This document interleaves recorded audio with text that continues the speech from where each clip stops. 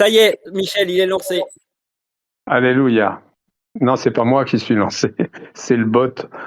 Oui, oui, Chouette d'Or est bien avec nous. Non, moi je suis pas lancé du tout.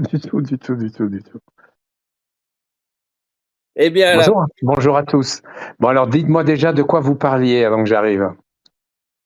De quoi on parlait? On a parlé de plein de choses. Des sentinelles. Les sentinelles, hein, les sentinelles.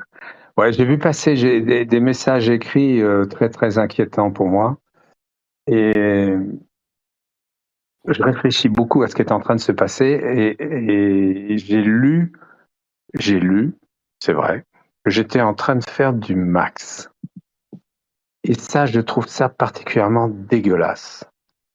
Parce qu'en fait, c'est vous qui êtes en train de faire du max. Vous me posez des questions comme à max. C'est ça ce dont je m'aperçois. Et je suis en train, par moment, de me faire prendre au jeu, si j'ose dire, de répondre. Et j'ai lu des choses sur ces fameuses sentinelles quand j'en ai parlé l'autre jour. J'ai parlé de sentinelles, j'ai parlé de zones, j'ai parlé de super solutions, j'ai parlé de cache. Et je lis que dans un ordre, ça veut dire quelque chose, dans un autre ordre, ça veut dire autre chose. Et je trouve ça malsain parce que il faut quand même que vous compreniez que moi, je vous parle avec ma logique très basique. Je suis un mec très basique. Et donc, je me dis, pour arriver au bout du jeu, on a besoin d'une zone, on a besoin de sentinelles, on a besoin d'un certain nombre d'informations. Je les pose sur la table, comme quand je dis, il faut un compas, il faut une équerre, il faut une règle. Mais si je dis, il faut une règle, il faut une équerre, il faut un compas, ça veut dire la même chose.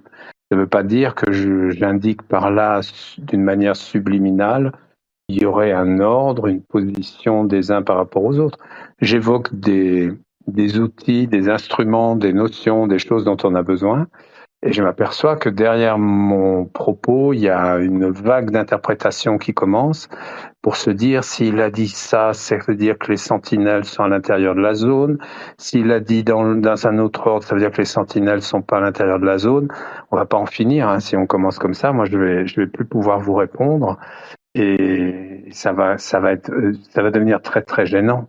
Et en fait, c'est ce qui s'est beaucoup passé avec Max. Hein, c'est tout ce jeu de questions, réponses et interprétation. Donc, c'est trois composantes. Hein, et questions, réponses, interprétation.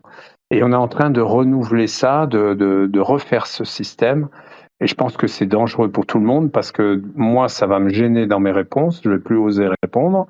Et vous, ça va vous gêner dans votre compréhension parce que vous allez toujours penser que si je l'ai dit dans un ordre, ça veut dire quelque chose, alors que ma logique est beaucoup plus basique que ça. Voilà ce que je voulais vous dire. C'est pour ça que je suis venu. C'est intéressant. C'est intéressant. C'est clair qu'à partir du moment où vous posez des questions et que vous répondez, on est formaté pour essayer d'interpréter d'interpréter vos réponses. Enfin, en tout cas, il y a énormément de personnes qui s'amusent à ça et ça devient d'ailleurs les sujets principaux des vocaux. Donc, ouais. Alors c'est très bien que vous ayez dit on est formaté, Moupsa, et je vous en remercie. Bah, c'est exactement le problème auquel je suis confronté. Et vous êtes totalement formaté par les Madis et moi je suis pas Max. Et pour tout vous dire, je suis en train d'achever mes dernières compilations pour le bouquin là. Je suis retombé, c'est un peu effrayant pour moi de retomber dans des archives qui ont 20 ans, etc., de retrouver ce qu'on s'est dit à cette époque-là, et tout, et tout, et tout. Et je retrouve le personnage de Max à l'époque où même avec moi, il parlait entre guillemets, bien sûr, mais il me faisait ses madis à lui, quoi. Des réponses à lui, etc. Et il faut que nous parvenions, vous et moi, à sortir de ça, parce qu'on va plus pouvoir dialoguer, quoi. Ça devient, pour moi, sincèrement, ça devient un problème. Je comprends totalement la logique et j'ai la sensation d'avoir en face de moi des gens très intelligents, une quantité de gens très intelligents, et je me dis, ils ont une grande logique. Je comprends comment ils ont pu fonctionner comme ça par rapport à Max, Mais moi, je ne connais pas les énigmes par cœur, je ne connais pas tout le déroulé par cœur, je n'ai pas encore tracé les traits, et je n'ai donc pas la même capacité que Max à répondre en tenant compte de tout. Donc quand je donne des éléments dans un certain ordre, ça ne veut pas du tout dire que moi je les classe, ça veut dire que je les énumère avec ma logique du moment. Comme je vous ai dit, un compas, une règle, un rapporteur, une lampe, une boussole, ce que vous voudrez. Si je dis un rapporteur, une règle, une boussole, une lampe dans un autre ordre, c'est juste que j'essaye de me remémorer, de rien oublier, mais ça ne veut pas dire que je les ai classés.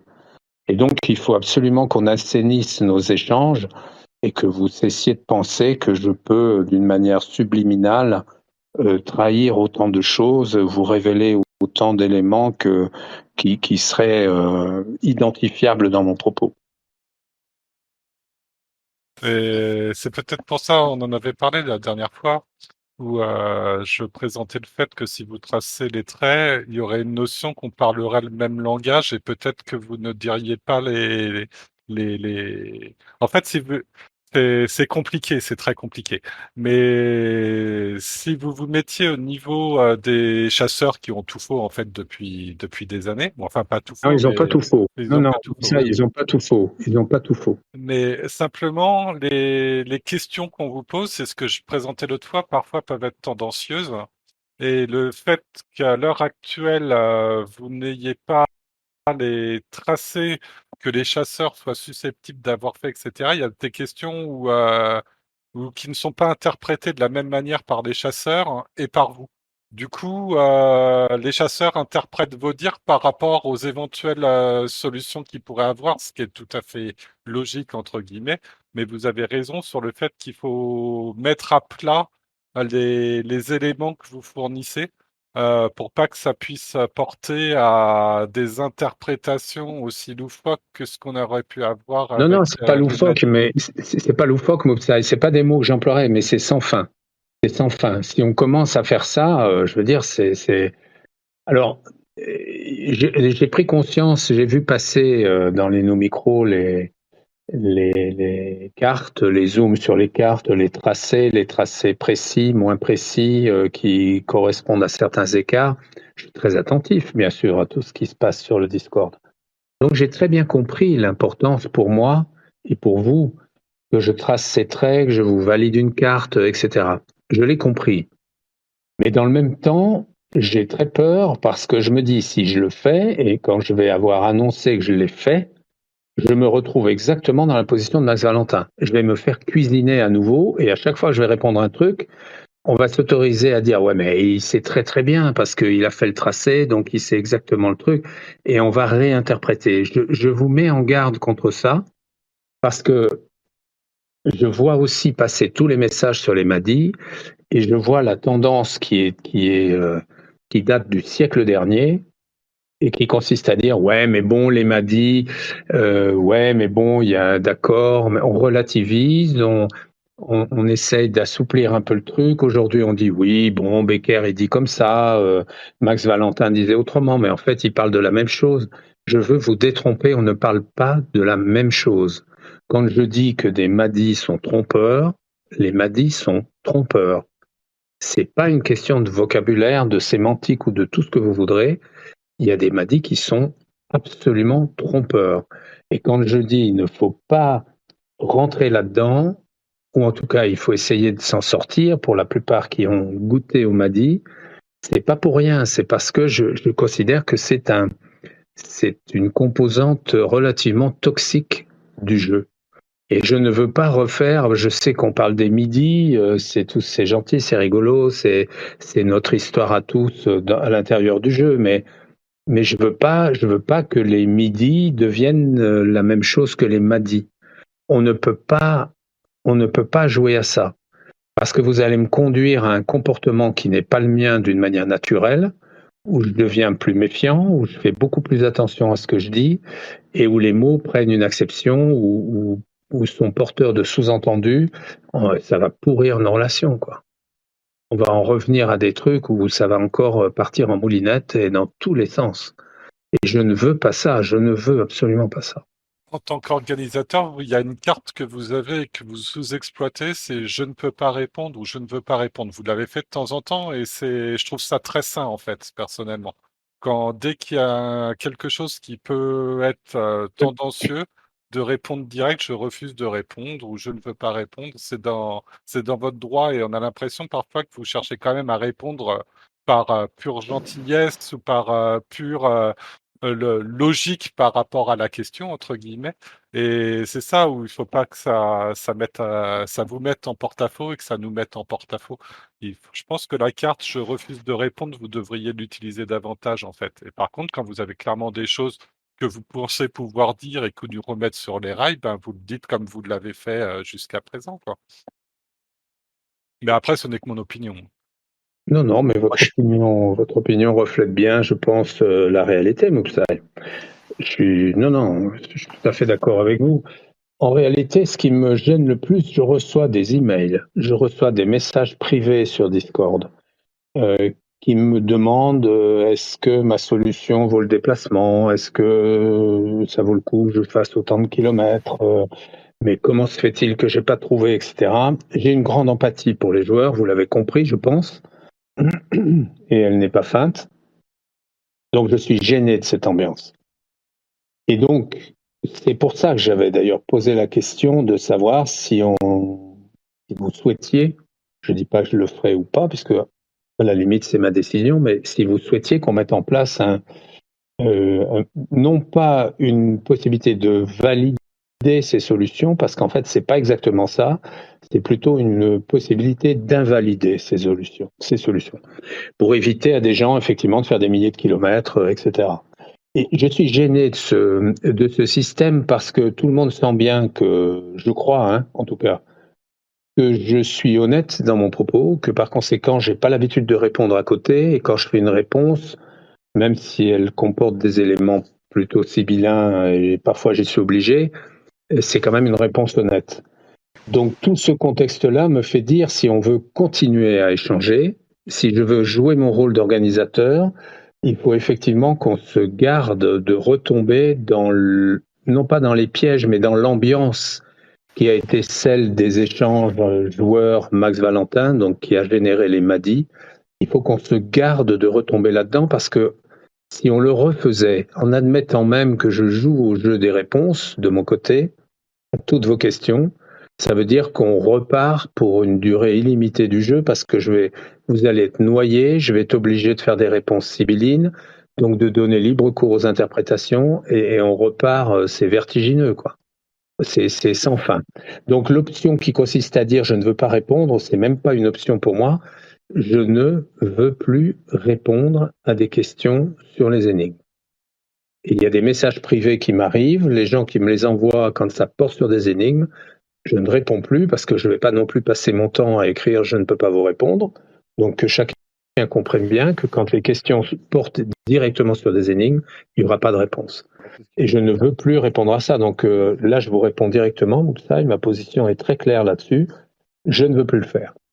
Mon souhait depuis le départ, c'est de dépolluer l'ambiance de ce jeu, de lui redonner toute sa transparence. Il y a des énigmes d'un côté, il y a des joueurs de l'autre. Il n'y a aucune nécessité de mettre un filtre entre les deux. Même si ce filtre s'appelle Maddy, il n'y a aucune raison de mettre un filtre entre les joueurs et le jeu. Vous avez tous les éléments dans le bouquin. Je vais préparer, parce que ça me paraît indispensable, un genre de mode d'emploi, on va dire, du jeu, de la manière de traiter les énigmes. Je vais le préparer d'une manière construite, réfléchie, de façon à ce qu'il n'y ait pas de manque, de bug. Et une fois que j'aurai fait ça, j'aurai tout dit sur ce qui peut être dit sur le fonctionnement du jeu et sur le jeu lui-même. Après, c'est mon rôle d'organisateur d'animer, de discuter, d'échanger, et c'est un immense plaisir, mais on ne repartira pas dans des Maddy, des midi ou des minuit. Salut Michel. Salut. Je voudrais juste, en fait, vous êtes dans une position un peu délicate parce que nous, c'est Nabil, on est un peu obsédés, en fait, pour être honnête, par les énigmes et tout ça. C'est le cœur de la chose. Et vous avez envie de rester en contact avec les chouetteurs. Mais le problème, c'est que la seule chose qui intéresse les chouetteurs, c'est les énigmes. Et du coup, c'est un peu compliqué de garder le dialogue en fait avec nous. Et si ça continue comme ça, en fait, vous allez continuer à répondre et ça va, comme vous dites, ça va être des midis, quoi. Et ça va aller sur Non, la mais je vous ai durée. dit que je continuerai pas à répondre. Ouais, voilà, d'accord. Je viens de vous le dire, je continuerai pas à répondre. Non, mais moi, ça me va très bien. Ok, très bien. Alors moi, je vais maintenant. Bon, vous me parlez de moi. Je vous en remercie. Votre analyse est bonne. Moi, je vais vous parler de vous. La mauvaise habitude qu'ont prise les participants au jeu, c'est de chercher à obtenir un détail, un indice, un petit truc qui va leur permettre d'avancer à travers un jeu de questions-réponses. J'évoque là les MADI, pardon. Et c'est ce qui est en train de se reproduire. C'est ça que je ne veux pas.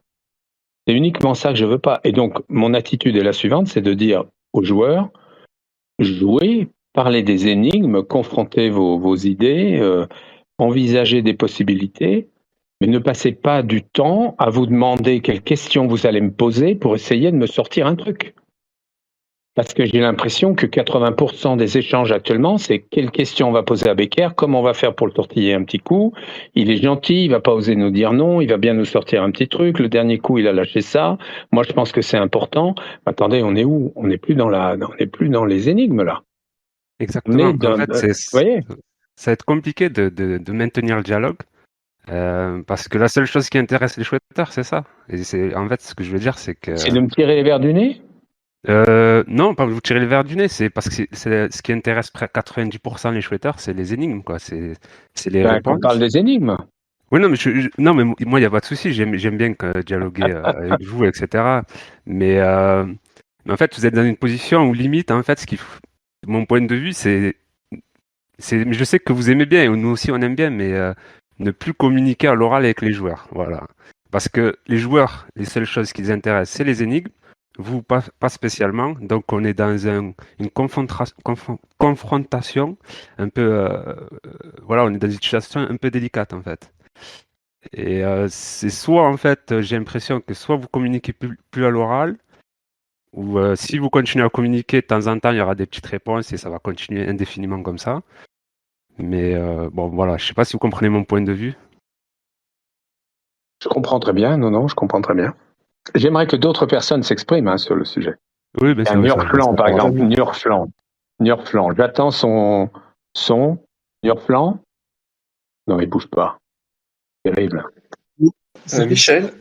Je l'ai pas entendu. Salut, Seigneur Flan. Ah, enfin. Désolé, j'étais en train de ranger le lave-vaisselle. C'est pas le moment. Bon, alors. J'ai fait en cours de route. Hein. Ouais, Alors, qu'est-ce qu'on fait? On continue à parler ou on continue pas à parler? Nabil est en train de dire que l'échange va devenir impossible avec moi, entre les joueurs et moi. Je partage pas totalement son point de vue, parce que je pense que l'échange peut toujours se faire et peut toujours être intéressant sur tout plein d'aspects.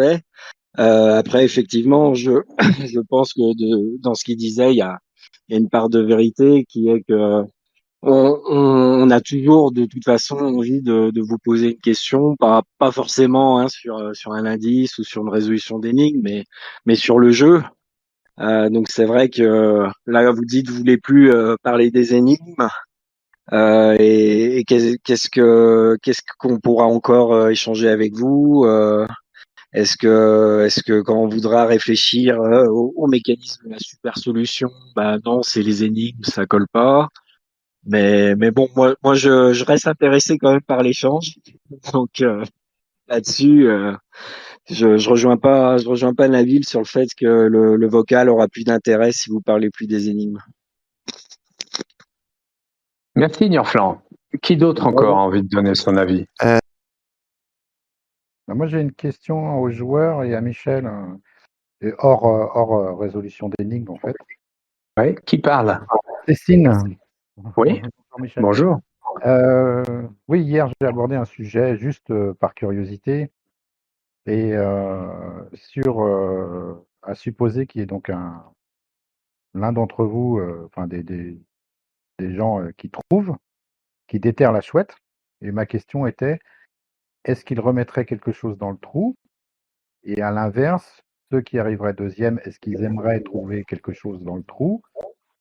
Et ça, c'était valable que en vous posant la question de combien de temps après vous pensiez sortir, enfin divulguer les solutions, combien de temps après la découverte, et quelle était la marche Le que vous... timing prévu. Oui, Ben, ça va aller très vite. On parle tous du règlement des dispositions qui avaient été prises en 1993, où Internet était à ses tout petits débuts, où il n'y avait pas du tout le fonctionnement qu'on connaît aujourd'hui dans nos échanges instantanés. Donc les choses vont aller très vite le jour où la contre-marque sera découverte. Moi, je vais m'entendre avec là où le gagnant. Et on fera très vite. Enfin, je n'envisage pas que les choses puissent être tenues. D'abord, les joueurs seront tous informés immédiatement, et l'information détaillée, plus précise, je la vois pas attendre plus de quelques semaines, un mois et demi, j'en sais rien, avant d'être publiée. On n'arrivera jamais à tenir plus longtemps que ça. C'est pas possible. d'accord. C'est pas possible. Non, il faudra réagir rapidement, mais on a les moyens de le faire aujourd'hui. Oui, oui, non, mais c'était juste pour l'histoire, voilà, Oui, bah, j'ai pas voulu rebrasser le règlement dans tous les sens par égard pour les gens que ça aurait pu heurter, bien que ça les ait heurtés quand même. Mais on est aujourd'hui, on va pas du tout fonctionner comme en 1993, c'est évident. Ça va aller très vite. Donc le fait de mettre quelque chose dans le trou pour le Pas mettre quelque chose dans le trou, je crois qu'il faut oublier quoi. Enfin, à partir du moment où ça va être trouvé. Non, l'endroit sera connu, archi connu. Il va probablement être visité et survisité pendant quelque temps. Donc voilà, c'est pas la peine d'envisager de pouvoir faire quoi que ce soit. Il y aura plus d'enfouissement possible à cet endroit-là. C'est inimaginable, D'accord. à mon avis. Enfin bon. Oui, oui. Juste pour savoir si on avait le temps de faire un coucou au deuxième ou que le deuxième fasse un coucou. Non, sincèrement, il y aura pas de deuxième. Il n'y aura pas de deuxième parce que mon devoir d'organisateur, c'est de prévenir tout le monde quand la chouette, la contre-marque va être découverte, pour éviter justement que les gens se tapent des kilomètres, des machins et tout. Il faut quand même être réglo. Donc, ils vont le savoir très, très, très vite. Et à partir de là, il n'y a plus de deuxième. Plus personne ne va chercher. L'exemple d'un joueur qui met systématiquement une petite chouette en bois dans ses trous qu'il fait, même s'ils sont invalides. Ça existe? Il y en a un qui fait ça? Ouais, ouais. Mais il y en a pas qu'un, je pense qu'il y en a d'autres qui font ça. Mais il faut me le raconter, c'est trop merveilleux cette histoire. Donc il y a des chouettes enterrées partout en France, les pauvres. Putain de temps où il y en avait qui étaient cloués sur les portails et maintenant on les enterre. Non, mais je rigole, mais c'est magique ce genre de truc. Je trouve ça fascinant, mais je pense sincèrement qu'il n'y aura pas moyen de faire quoi que ce soit. L'endroit va être très très vite identifié. En plus, il faut penser que la personne qui va trouver aura peut-être, sans doute, probablement, je ne sais pas quel mot employer, des enfants, conjoints, conjointes, copains, copines. Il y a des choses qu'on n'arrive pas à retenir. Donc, la contagion commence tout petit. C'est comme le Covid, hein, ça va tourner.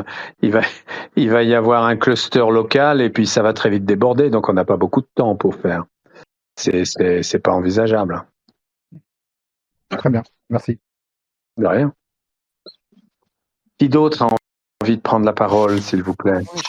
Donc John, si je peux. Bonjour. Ouais, bah, tout le monde peut, bien sûr. Alors j'ai dû finir mon repas en catastrophe là parce que bon j'ai dû enfiler les frites. Mais Oh, mince alors. donc j'ai bah oui. Et donc j'ai la digestion difficile là, la phase postprandiale D'accord. arrive.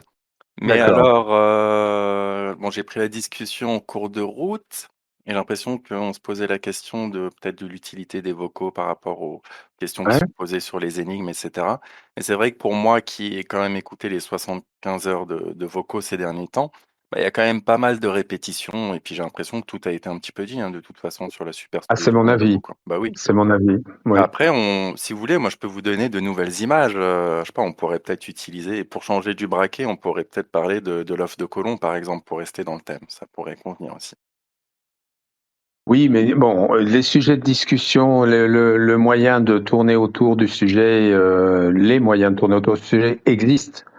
Mais la véritable découverte qui est la mienne, la prise de conscience qui est la mienne, c'est que je me rends compte que je suis malgré moi placé dans une position et un rôle que je n'ai pas revendiqué. J'étais obligé de le faire, bien évidemment, mais je n'ai jamais souhaité prendre la suite de Max Valentin et je le considère depuis des années, et pour ceux qui liront ce que je raconte sous le sceau du secret, qui sera plus un secret, c'est quand même gratiné. Je veux dire que beaucoup vont comprendre que je puisse prendre mes distances par rapport à beaucoup d'éléments concernant Max Valentin. Donc, je pense que beaucoup vont le comprendre et que beaucoup aujourd'hui ne se doutent absolument pas de tout ça. Donc, là, je vois que on me pousse, en quelque sorte, à reprendre ce rôle. Et comme j'en connais la toxicité, parce que franchement, ce que je découvre depuis que j'ai connaissance des solutions, c'est vertigineux par moments. Comme j'ai donc connaissance de la toxicité du rôle qu'a joué Max Valentin, de l'impact que ça a eu sur le déroulé du jeu, je ne veux pour rien au monde recommencer ça. Pour autant, et c'est là où ma position, comme vous le disiez, est délicate, ou comme le locuteur précédent le disait, où ma position est délicate, c'est qu'en même temps, il est indispensable que je puisse vous réorienter. Sinon, vous ne trouverez jamais la chouette. C'est parti trop dans tous les sens. Il est indispensable de recentrer le jeu. Je l'ai déjà fait en bonne part et je pense que beaucoup de gens aujourd'hui raisonnent beaucoup mieux. Mais je me rends très très bien compte que c'est indispensable. Par rapport à ce que doit être un jeu de chasse au trésor organisé, je ne m'autorise pas à laisser les gens partir à l'aveuglette, pas à l'aveuglette, disons sur des théories reposant sur des données incertaines ou fausses. Je ne peux pas laisser les gens partir dans tous les sens. Ce serait malhonnête de ma part de pérenniser ce système, de le reproduire, de l'amplifier à la limite. Ce serait malhonnête de ma part. Et je ne veux pas faire ça. Donc, je dois en même temps intervenir, ce que je fais d'ailleurs en ce moment très exactement, et en même temps, je ne veux pas répondre sur des questions portant directement sur les énigmes. Je maintiens, je redis, j'affirme que les énigmes fonctionnent parfaitement, qu'elles sont très bien faites. Je sais que Max l'a dit, a écrit dans certains de ses madis, ou de ses messages, ou de ses réponses, ou de ses communiqués. Les énigmes fonctionnent parfaitement, elles sont très bien faites, il n'y a aucun problème là-dessus. La super solution, c'est un truc vicelard, c'est là où j'ai parlé de changement de braquet. C'est plus la même logique, on n'est plus dans la logique d'un déchiffreur ou d'un décrypteur d'énigmes ou de code. On est dans quelque chose qui nécessite de l'astuce, de l'imagination et en même temps de l'intelligence, quoi, tout simplement, de la matière grise pour se dire bah oui, forcément. Et donc c'est là où j'ai envie de conduire les gens, c'est là où j'ai envie de les aider à ne plus se fourvoyer dans des trucs totalement alambiqués, totalement à l'ouest. Voilà. Et comme vous parliez tout à l'heure de comment ça va se Michel, passer. en fait, ce que vous dites là, vous l'avez déjà fait depuis un certain temps avec Non, un nombre non. de vocales conséquent. Et, Ouais. et je me demandais, est-ce que vous pensez que vous pouvez aller plus loin que ce que vous avez déjà fait, en fait, quoi. Qui est en train de parler là? Buzz, pardon. Ok. Je suis pas encore arrivé. J'ai pas encore atteint l'objectif. On peut t'envoyer Parce un que petit mot pour une de bonne fête? Ouais, ce matin à 8h du matin. Ouais. Ok. Pardon? Non, c'est un J'ai micro pensé qui que était tu ouvert. Oui, bon. C'était quelqu'un qui s'est muté. Puis c'est un peu oublié, ouais. Sur le micro. Donc, je n'ai pas encore atteint l'objectif. Je n'ai pas encore atteint. Je l'aurai atteint le jour où vous cesserez de penser que dans mes propos, dans la manière dont je vous parle des énigmes, vous êtes fondé à chercher des indices. Ça va devenir plus délicat pour moi le jour où j'aurai effectivement tiré les traits, où j'aurai effectivement assimilé les derniers détails que j'ai très bien perçus, hein, mais où je les aurai assimilés. À ce moment-là, il faudra que je sois encore plus prudent parce que je courrai davantage le risque d'un lapsus ou d'un petit mot qui pourrait laisser penser que... Mais d'une manière générale, moi j'ai cette faculté de prendre de la distance par rapport aux éléments que j'ingurgite. Une fois que c'est digéré, je les oublie. C'est pas un jeu, c'est une vérité. Quand je regarde un film, en général, on m'en reparle 3 semaines après, je sais même plus de quoi ça parle. Je garde en tête des choses qui m'intéressent et j'évacue tout le reste. C'est ce qui se passe avec les solutions, c'est ce qui se passe avec tout ça parce que c'est pas ma création, c'est pas ma tasse de thé. Pour moi, c'est uniquement un devoir que j'accepte de remplir, tirer les traits, comprendre un petit peu plus pour être certain que là-dessus encore, il n'y a pas des éléments où vous vous perdez pour rien. Donc, par rapport à ça, je vais le faire. Mais par rapport à nos échanges, ça devient très délicat pour moi de voir ce qui se dit, ce qui s'écrit après mes vocaux sur la manière dont les uns et les autres entendent interpréter mes propos. Ça redevient toxique. Voilà. Ça redevient toxique façon m'a dit. J'avais une question, Michel. Ouais. C'est Immortal Tofu. Ouais. J'avais une question, c'est est-ce qu'il y a maintenant que vous avez pris connaissance des solutions, etc., est-ce qu'il y a est-ce qu'il y a une question que vous avez dit, tiens, ça serait une bonne question, on l'a jamais posée? Non, j'ai pas du tout cette sensation. En revanche, j'ai compris, je me souviens des échanges qu'il y a eu avec Max sur quelle énigme il préférait, etc. Donc ça, aujourd'hui, j'ai parfaitement compris ses réponses et pourquoi il focalisait sur telle ou telle énigme. Toutes ces choses-là, je les ai comprises. Mais ce qui demeure absolument vertigineux pour moi, et j'emploie des termes extrêmement précis, ce qui demeure vertigineux, c'est le monde qui existe entre la réalité du jeu et la manière dont Max Valentin l'a traduit dans ses propos. C'est absolument pour moi, mais c'est une épreuve. Je me demande à de nombreux moments comment je peux faire pour vous traduire ça, pour vous expliquer, pour vous faire comprendre. Comment puis-je faire? La principale chose qui me frappe, et je crois que c'est ce qui est un des éléments qui a été le plus toxique dans les échanges avec lui, c'est quand il écrit, il raconte, il dit dans des interviews, j'ai recompilé tout à l'heure tous les messages qu'il a écrits sur les forums de, je sais plus si on doit dire la chouette.net ou la 2CO, peu importe, où il affirme qu'il a passé beaucoup de temps à faire des fausses pistes, qu'il ne referait jamais la même erreur. J'ai relu ce matin encore les commentaires qu'il fait dans les solutions du Trésor d'Orval, où il explique qu'il voulait que la densité de mes images avait parasité ses énigmes, etc., etc. Je suis effaré quand je vois ça et je me dis mais comment je peux leur faire comprendre qu'ils ont affaire à quelqu'un qui a joué un numéro exactement comme quand vous allez au théâtre. Vous avez un personnage qui joue et une fois qu'il est sorti, que le spectacle est terminé, il va dans sa loge, il se démaquille et c'est pas le même. C'est exactement ce qui s'est passé avec Max Valentin. Et c'est considérable. C'est un phénomène considérable. Max Valentin est pour moi devenu aujourd'hui un personnage à part entière de l'histoire de la Chouette d'Or, qui n'a rien à voir avec mon co-auteur. C'est un personnage qui a vécu de 1993 à 2009. Il a vécu 16 ans, jour pour jour. Ce personnage-là est en dehors de la vie de mon co-auteur. C'est une parcelle de sa vie et c'est un personnage totalement fictif qui s'inscrit dans l'histoire de la Chouette d'Or. Et je ne veux pas être un personnage supplémentaire et vous alimenter en propos aussi,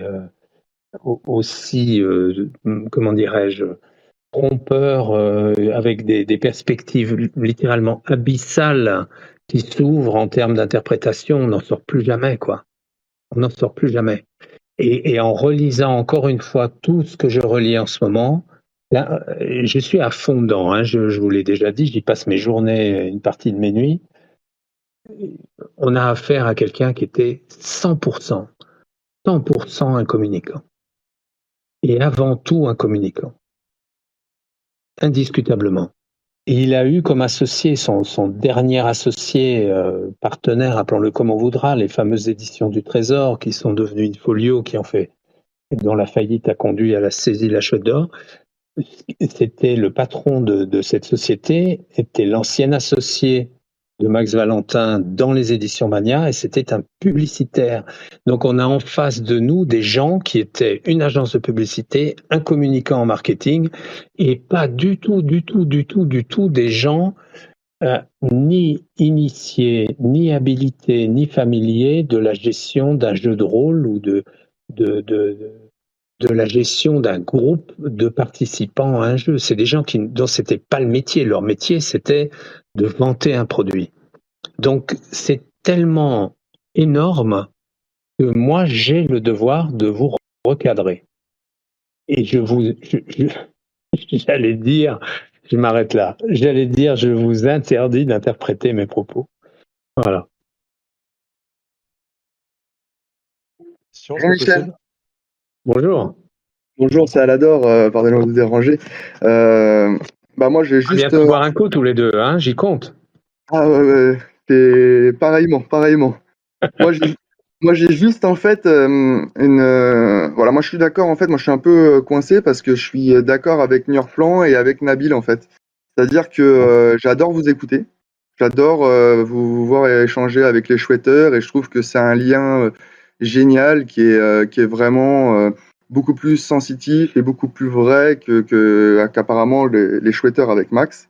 Et en ça, je vous remercie. Et d'un autre côté, je suis d'accord avec Nabil en vous disant que vous avez le droit, en fait, vous avez même quelque part, entre guillemets, un devoir de par exemple, botter en touche. Si la question, et ça, c'est une option qui, à mon avis, est super importante pour vous, que ce serait toujours intéressant de vous poser des questions. Maintenant, vous avez aussi le droit de vraiment refuser la question ou de dire non, je veux pas répondre. Et vous n'avez même pas besoin de vous justifier, en fait. Et je trouve que ça, c'est une super opportunité. D'une part, pour pas qu'il y ait de surinterprétation de vos propos. Et en plus de ça, pour nous laisser du coup une marge de manœuvre pour pouvoir après travailler. Et franchement, je trouve que cette option, elle est vraiment bonne. Et je pense que c'est la seule option qui permet de mettre un peu tout le monde d'accord. Après, je pense qu'à un moment, effectivement, oui, vous n'allez pas pouvoir échanger pendant des années, ça c'est évident. Et le fait de botter en touche, je trouve que c'est une de vos meilleures options. Voilà. Merci Alador, c'est une analyse tout à fait judicieuse qui révèle déjà qu'on a atteint en tout cas un premier palier. C'est celui où vous êtes en train de me dire c'est bon, on a compris, vous avez le droit de pas nous répondre. Ça témoigne je pense, et j'espère que c'est partagé, d'une grande confiance entre nous. Je pense que vous me faites confiance dans mes réponses.